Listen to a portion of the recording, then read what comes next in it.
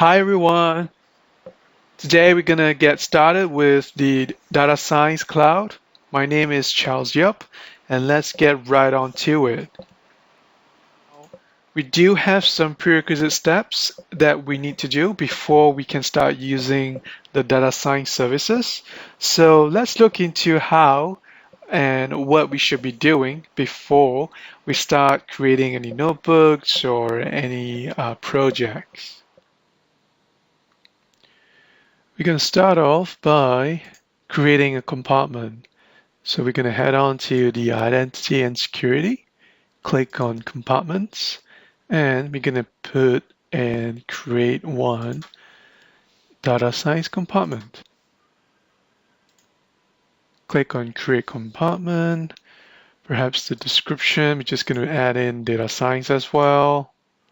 We'll see there will be a compartment that's being created inside, which is the data science compartment. So that is the first prerequisite step. And now what we're going to do is we're going to head to the developer services and we're going to go into under the resource manager, click on the stacks. And we're going to create a stack to populate all the data science capabilities. So click on create stack and click on the template. Select a template, go with the data science, click on select template, and what you'll see here is especially this area, creating compartment, and we're going to select data science. So once we select data science, we're going to go on next, and there is some options here where it would create all these policies, these groups, the network configuration, or VCN as well. And we can go ahead and click on next. So by verifying all this information, we can then go ahead and check on this as well. So what it's going to do is that it's going to run the stack once it has been created. So we can go ahead and click on create. And what happens now is that it would then create the job and it would start to create all the prerequisites configuration so that we can use the data science services. And just that, the job has been finally completed once it turns green. And we can now move on to the next part. Once it is done, now we can go ahead and create a project and a notebook. Now that we have completed the prerequisites, we can now create a project. Head on to the Analytics and AI. Under Machine Learning, we'll click on the Data Science. And the first thing that we need to do is to create a project, right? And also, just to make sure that we are the right compartment. So we've created the compartment under Data Science. So this is where we should be expected to use the data science projects. So we're going to go ahead and create one. So I'm going to start off with project 1 and I'm going to create the project. Now that the project 1 has been created, we can now create a notebook under the project 1. And over here, I'm going to start with notebook 1. And as you can see, it would ask you what sort of compute instances do you need. So if you click on select, there's quite a few number of them depending on the CPUs that you require or the memory that you need. But I'll go with the lowest one. And in terms of the block storage size, the minimum that you should be putting in is 50 gigabytes, along with the VCN and subnet, which is already populated for you. And we can go ahead and click on create.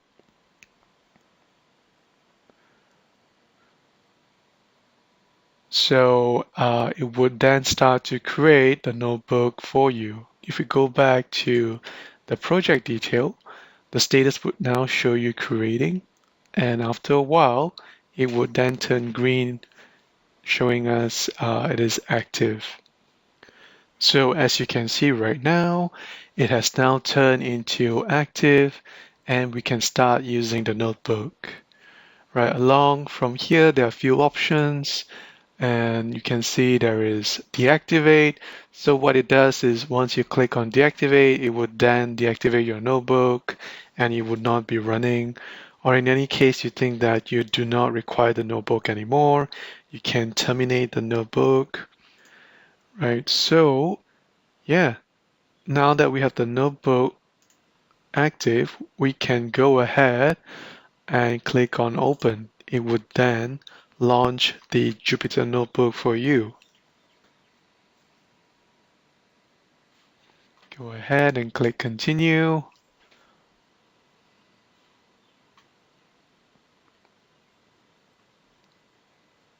There we go. The Jupyter notebook is now launching.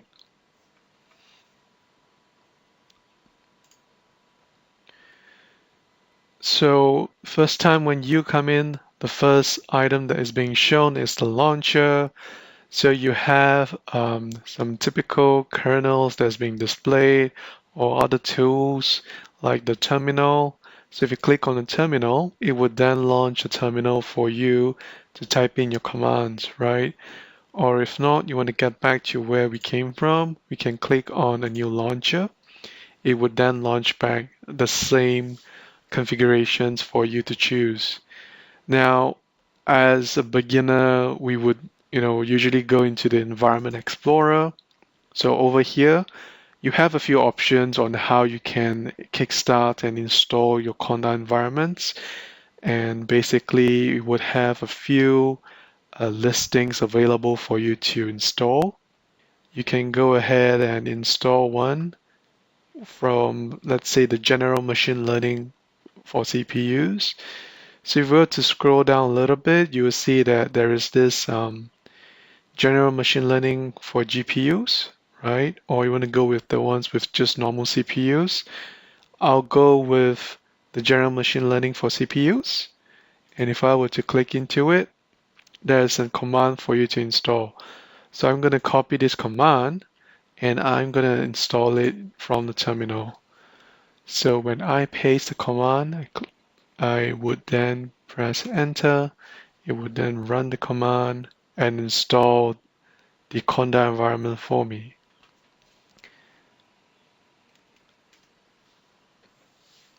So we will then go ahead and download the package, start installing right away. So once the environment has been completely installed, you would then see a final note here saying the environment setup is complete. To activate it for using in the terminal, run this environment, right? And it will take a few seconds just to run it. So I can go ahead and run the environment and see how that works. And there we are. Now the Conda environment has been activated and you can proceed to use that environment. So in this section, we're going to check into how we can bring in our notebook codes and also data into and out of the data science cloud. Now let's explore how we can import data and notebook or any code into the data science cloud. As you can see right here, once you have logged in, there's actually a folder corner where if you click on the folder, it will show all of the files and the folder content. Uploading data is as easy as using a drag and drop approach. In this case, I have a file. I'm going to drag and drop it here. And right away, you can see now that the house sales version 2.csv has been uploaded here, right? So this is the first method. The second method is based on using the object storage. Inside the object storage, you can create a bucket. And in my case, I've actually created the main bucket here. I can now go into the bucket and upload an object. This type of application is suitable for files with much larger size. So now again, with the same approach, I'm just going to drag and drop and I'm going to upload the file, right? And once I've uploaded, you can see that the file has been listed here. Few things that we need to take note in order to access this file is to get back, and you can see that I've added some code here for ADS dataset factory. So this is an option or a function that is being used to import data from the Oracle Object Storage. And let's fill up some of the items here. So we have the bucket name, the file name, and also the namespace. So in terms of the bucket name, we all know that this bucket name is called main. So we're just going to copy this and add it in here. And basically the file name is this. I'm going to copy that and I'm going to add it in here. And we can go ahead with the namespace. Now inside the bucket here, you would see there is a entry called namespace. All you need to do is just to copy this and add it inside here. And now once you run it, your data would then be stored into this variable called ds, because over here I've actually assigned to store the data into ds. And following that, you can use your data inside the variable ds to do your further analysis or to build a model. The same case is if you want to extract data, it's as simple as right-clicking here and download the particular data. Once the model has been finalized, it's time to build and test it. Now that we have imported in our data and also the notebook or our codes, we can now proceed to build the model. Now in this case, what I'm going to do is that I have the data set that I've imported in previously, and I'm going to fit it into some variables here. I'm going to be using 20% of the total data set for testing purposes. Having said that, how do we build a model? It's as simple as just these two codes. Actually, it's just one code, because what happens is that first, you need to define what machine learning model that you want to use. Now in this case, I am using the linear model, and the exact script that I'm going to be using is the linear regression, and I'm going to assign it to LR. And eventually, how do we train the model or build the model is by using a function called fitting. Now we're going to use lr.fit and put on your data set to actually build the model. So now that the model has been built, it will then be assigned inside this model variable. Now, once we have built the model, we can then verify the model by doing a little bit of prediction based on the X data set that we're going to be using for testing purposes. In this case, the function that we're going to use is the predict function. So how do we use it? Basically, we just put in model.predict bracket with the test data set. Then you start to tell me some predicted result. Now in this case, the price data prediction that has been given is around $12, but that is pretty much a strange price because it kind of shows that the number doesn't seem to be at a normal house sales price. But if you remember clearly, we scaled the scale price by using np.log sales price. So in order to get back the similar price, so we're going to use exponential np.exponential to get back to the reasonable sales price of a house. And once we do that, we are now getting around $161,000 for the house. That's pretty close. But in any case, we can also test by actually doing a scatter plot. And as you can know, the predicted sales price on a linear model, it should be a straight line. But if you look at the actual price that has been predicted, it is quite close to the straight line. It is distributed close to the straight line. And in this case, if we were to use the RMSE, we are able to find out that the error is actually pretty low. So that really assembles the closeness in terms of the accuracy that we have. So that pretty much concludes this part in terms of building and testing It's as simple as that few codes that we have shown right here. Finally, once all the testing has been done, it is time to store and deploy. So once we have built and tested the model, it is time for us to store the model in the data catalog and eventually deploy it for production use. Now, in this case, what you're seeing right here is to store the model code. And you can see that I'm using ADS SDKs again, importing in, and make sure we have the authentication set to resource principal. And what happens next is that we are going to create a catalog entry based on the display name of house price model 2. So I'm going to change that to 2, and I'm going to run this stack of codes. By clicking on play, it would then start to create the model for me. And just like that, the model has been created. So now that it's done, I can go ahead and check out the model. It will be stored under the Analytics and AI, under the Data Science services again. So I need to click into my project. And inside this project, you can see models and models deployments. So basically, it kind of saves the model inside this section. So if I were to go into there, I can now see two different models, and the recent one that I've created, which is house price model 2, it now appears here. So how am I going to deploy this, right?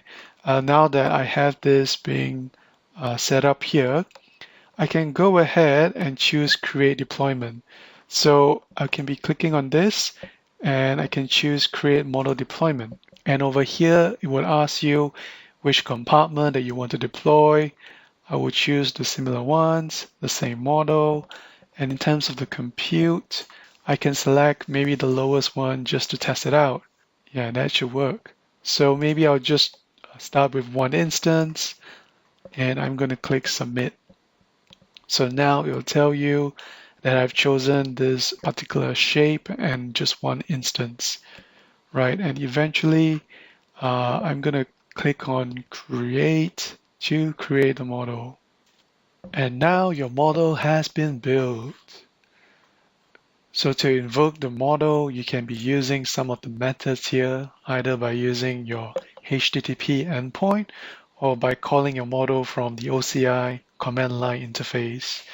So you can either use this code, which is the CLI, or the Python SDK, and also your Java SDK. Thank you, everyone. We hope that this video really helps with you getting started with the Data Science Cloud.